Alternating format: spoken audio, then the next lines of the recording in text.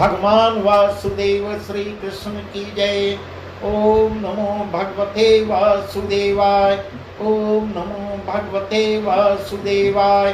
श्री कृष्ण गोविंद हरे मुरारी, हे नाथ नारायण वासुदेव। श्री कृष्ण गोविंद हरे मुरारी, हे नाथ नारायण वासुदेव। राधे कृष्ण राधे कृष्ण राधे कृष्ण राधे कृष्ण। द्वारकानाथ की जय, केशव की जय, माधव की जय, राधा रानी की जय। आज का प्रसंग है, श्री सुखदेव जी राजा परीक्षित को भागवत कथा सुना रहे हैं। और आज का प्रसंग है, राजा युधिष्ठिर यज्ञ कर रहे हैं और वही प्रसंग है, राजसूय यज्ञ कर रहे हैं और शिशुपाल का वध भी होगा। वही प्रसंग हम आपको विस्तार से बता रहे हैं। इस प्रकार सुखदेव जी कह रहे हैं, हे राजन ध्यान लगा के सुनिए। जैसे युधिष्ठिर ने यज्ञ किया और शिशुपाल कैसे मारा जाता है, वही प्रसंग वह हम सब वर्णन कर बताता हूँ। 20,800 राजाओं के आते ही चारों ओर के कितने राजा थे, क्या सूर्यवंशी क्या चंद्रवंशी, उतने सब हस्तिनापुर में उपस्थित हो जाते हैं। उस समय श्री कृष्ण और राजा युधिष्ठिर ने मिलकर सब राजाओं का भली भांति स्वागत किया, करवाया, शिष्टाचार किया, सम्मान किया और हर एक को एक एक काम यज्ञ का सौंपा। आगे श्री कृष्ण ने राजा युधिष्ठिर से कहा, महाराज भीम, अर्जुन, सहदेव सहित हम पांचों भाई तो सब राजाओं को साथ ले ऊपर टहल करें और ऋषि मुनि ब्राह्मणों को बुला के यज्ञ आरंभ कीजिए। तब युधिष्ठिर जी कहते हैं, महाराज इस बात को सुनते ही राजा युधिष्ठिर ने सब मुनि ब्राह्मणों को बुलाकर पूछा कि महाराज जो वस्तु यज्ञ में चाहिए सो आज्ञा कीजिए। इस प्रकार इस बात के सुनते ही ऋषि मुनि ब्राह्मण ने ग्रंथ देख देख कर यज्ञ की सामग्री मंगवाते हैं, सब एक पत्र पर लिख देते हैं और राजाओं ने मुनि ब्राह्मणों राजाओं ने द्वारा सब मंगवाए, उनके आगे धरवा दी। ऋषि मुनि ब्राह्मणों ने यज्ञ की वेदी बनवाई। चारों वेद के ज्ञाता ऋषि मुनि ब्राह्मण वेद के बीच आसन बिछा बिछा के बैठ जाते हैं।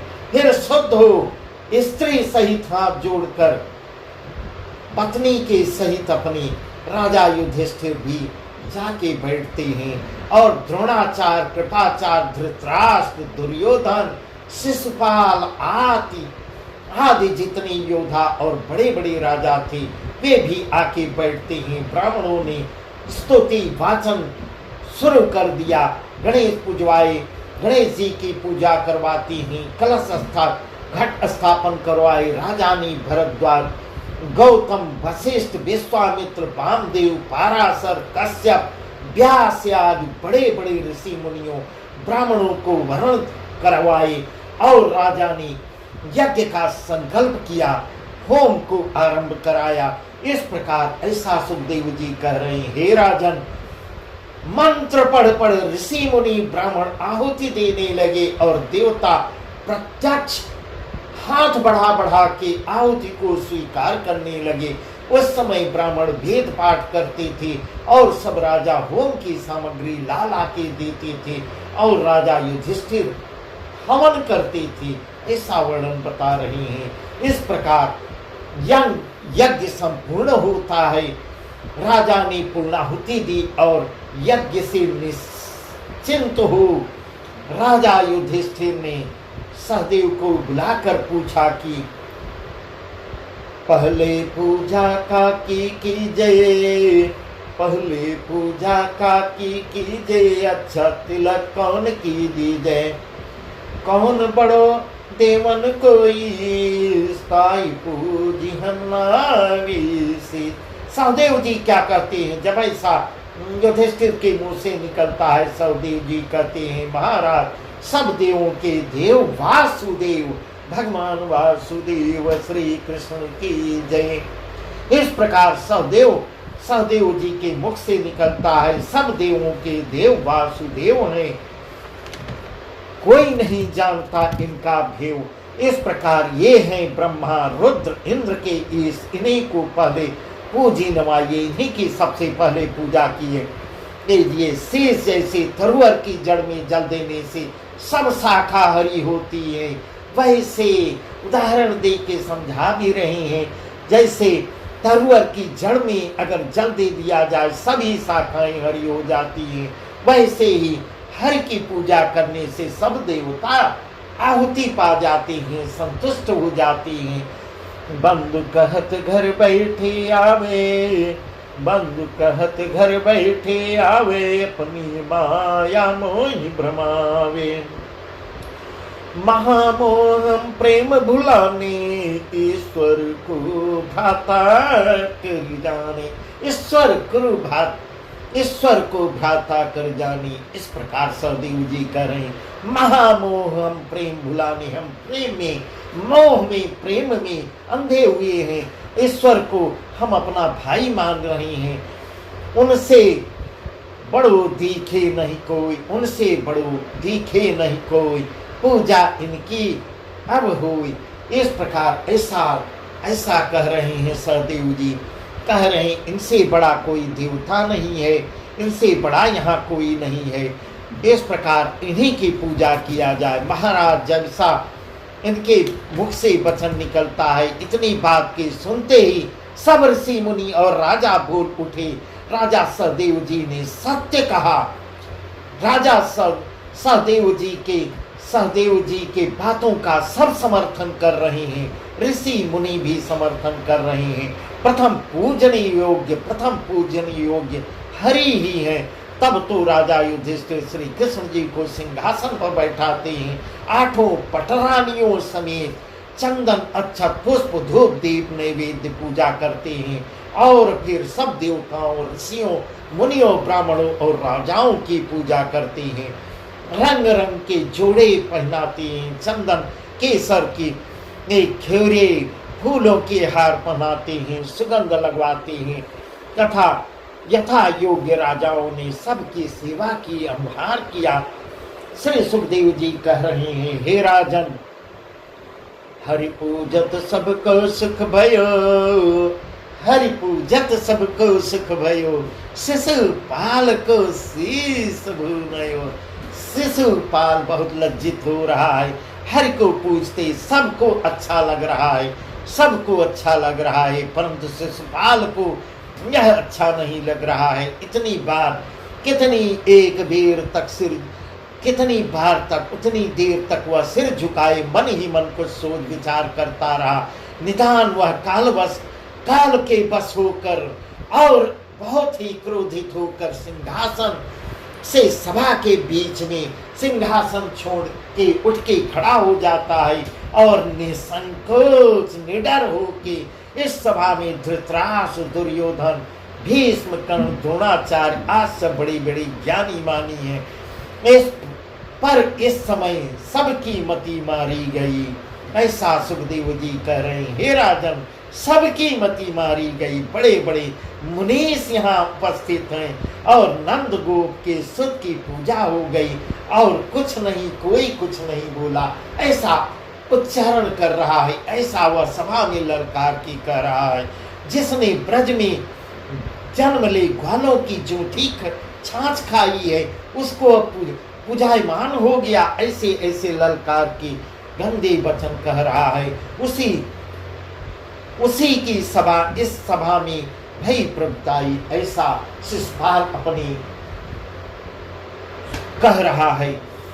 ताई बड़ो सब कहते थे, ताई बड़ो सब कहते थे, सुरपति को बलि का दे।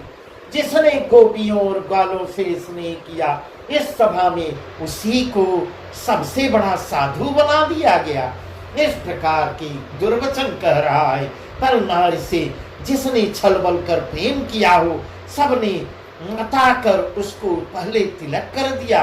ब्रज में इंद्र की पूजा जिसने बंद करा के पर्वत की पूजा करवाई है, मुनि उन्हें पूजन की सामग्री गिर के निकट ले जाके मिल सब आप ही खा गया। वो भी उसे लज्जा नहीं आती, जिसकी जाति पात और माता पिता कुल धर्म का नहीं ठिकाना, उसको अलग अविनाशी कर सबने माना। इस प्रकार की दुर्वचन कह रहा है। बीच सभा में सब शांत हो के बैठे हुए हैं। इतनी कथा हे राजन, सुखदेव जी कह रहे हैं, हे राजन, इसी भात से काल के बस होकर शिशुपाल अनेक अनेक प्रकार की बुरी बातें कर श्री कृष्ण चंद्र जी को कहता चला गया।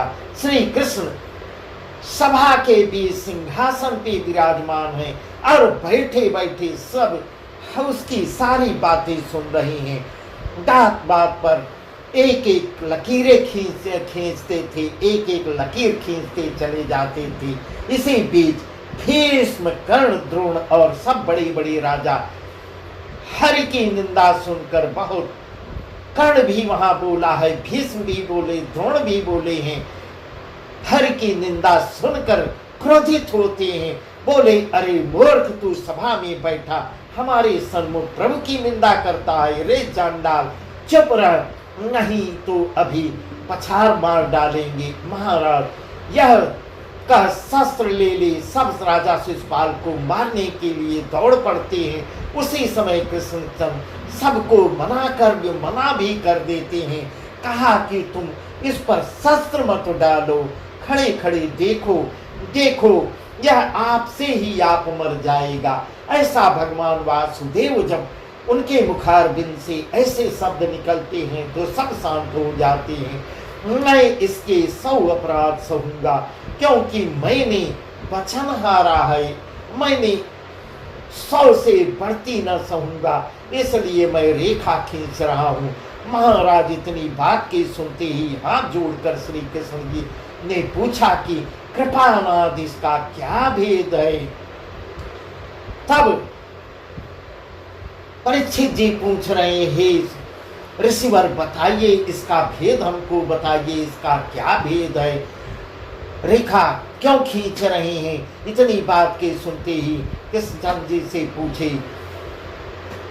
जो आप इसके 100 अपराध क्षमा करेंगे। तब प्रभु बोले, जिस समय यह जन्मा था उसी समय इसके 3 नेत्र और 4 भुजा थी। ऐसा भगवान वासुदेव भी वर्णन कर रहे हैं। वही सुखदेव जी परीक्षित जी को बता रहे हैं कि भगवान वासुदेव ने कहा कि जिस समय यह जन्मा था उस समय इसके 3 नेत्र थे और 4 भुजा थी। यह समाचार इसके पिता दमघोष ने 5 ज्योतिषियों और बड़े बड़े पंडितों को बुला के पूछा कि यह लड़का कैसा हुआ, इसका विचार कर मुझको उत्तर दो। राजा की बात सुनते ही पंडित और ज्योतिषियों ने शास्त्र को विचार के कहा, महाराज यह बड़ा बली और प्रतापी होगा। और यह भी हमारे विचार में आता है कि जिसके मिलने से इसकी 1 आंख और 2 बांह गिर पड़ेगी, यह उसी के हाथ से मारा जाएगा। ऐसा भविष्यवाणी हुई है। इतना सुनकर इसकी मां महादेवी हमारी फूफी लगती हैं और अति बहुत उदास हुई और 8 पहर पुत्र की ही चिंता रहने लगी।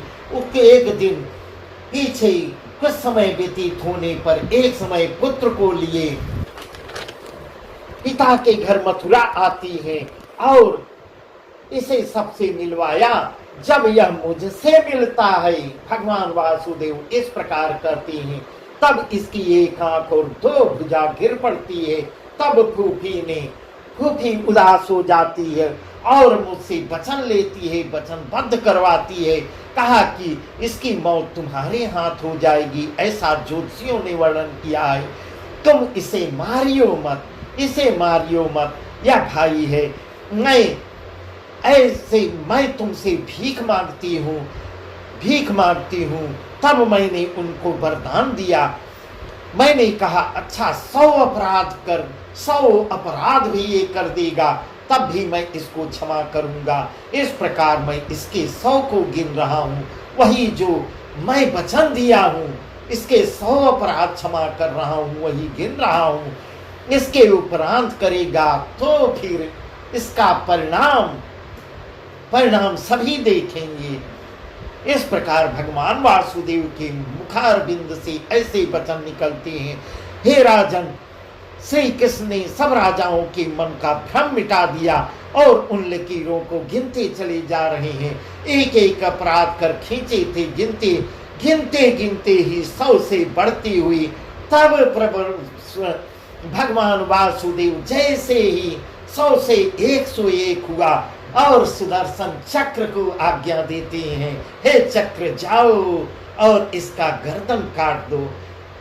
वहीं सुदर्शन चक्र प्रभु की आज्ञा पाकर जाके झट शिशुपाल के सिर को काट देता है और वापस चला आता है। उसके धड़ से ज्योति निकली 101 बार तो आकाश को धाती है।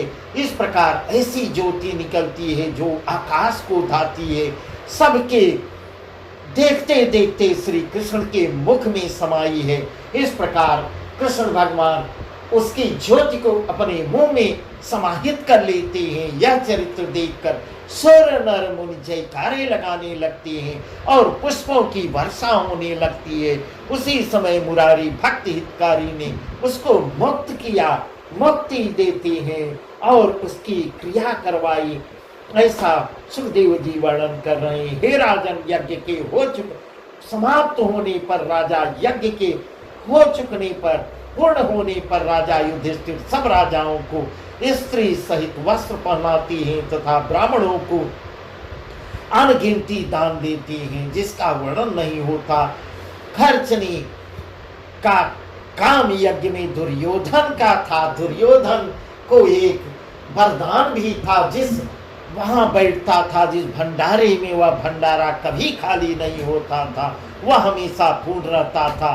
तो वहां इन्होंने यह काम किया था, युद्धमानी की थी कि वहां दुर्योधन को बैठा दिए और दोनों हाथ से धन को उलझ रहा था। जितना ही उलझ रहा था उतना ही वहां भंडार भरता जाता था। यह दुर्योधन को आशीर्वाद था। इतनी कथा सुखदेव जी परीक्षित से जब सुनाते हैं तब परीक्षित जी कहते हैं यज्ञ पूर्ण होते ही श्री कृष्ण राजा युधिष्ठिर से विदा, श्री कृष्ण भी विदा मांगते हैं। सब सेना ले कुटुंब सहित हस्तिनापुर से द्वारिका को आते हैं। इस प्रकार प्रभु के द्वारिका आने पर मंगलाचार शुरू हो जाता है। बस आज का प्रसंग यहीं तक। आगे क्या प्रसंग भी बहुत बढ़िया, बहुत सुंदर है। दुर्योधन का मानवर्धन, दुर्योधन राजसूय यज्ञ होने से सब प्रसन्न होते हैं, परंतु दुर्योधन अप्रसन्न था, मन ही मन वह अप्रसन्न था। वही सब वर्णन होगा, वही सब वर्णन है, बहुत सुंदर है। इस प्रकार उसे हम कल बताएंगे। भगवान वासुदेव श्री कृष्ण की जय। ओम नमो भगवते वासुदेवाय। ओम नमो भगवते वासुदेवाय। श्री कृष्ण गोविंद हरे मुरारी, हे नाथ नारायण वासुदेव।